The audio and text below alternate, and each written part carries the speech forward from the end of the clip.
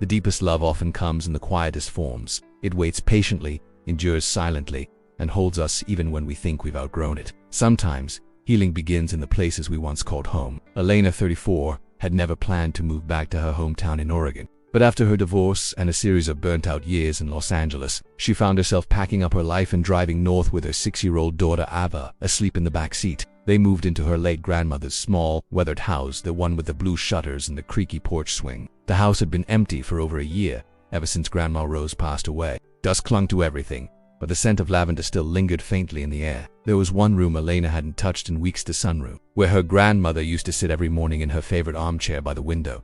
As a child, Elena would curl up at her feet while Rose crocheted or read aloud. That room, to her, was sacred. One rainy afternoon, Ava wandered into the sunroom and climbed into the faded blue armchair. "Mom," she called. "Can I sit here? It's cozy." Elena hesitated, then nodded.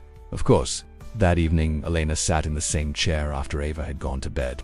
The fabric was frayed, but it held her like an old friend. Tucked between the cushions, she found something small, an envelope. It was addressed to her, in Grandma Rose's cursive handwriting. "My dear Elena, if you're reading this, it means you've come home. I hope the world didn't break you too much before you remembered where your roots are. This chair saw many storms, both outside and in our hearts. Let it hold you the way I always wanted to. Let it remind you that soft things are still strong. And remember, love doesn't always shout. Sometimes it just waits in a chair by the window until you're ready to sit down again. With all my love." Grandma Elena cried quietly, the way adults do when no one's watching. She didn't realize how much she needed to be reminded of love that never left even when life did. From that day on, the sunroom became a new tradition. Every Sunday morning, Elena and Ava would sit together in Grandma's chair, wrapped in a knitted blanket Rose had made years ago. They didn't talk much, just read books, drank cocoa, or watched the rain fall on the garden.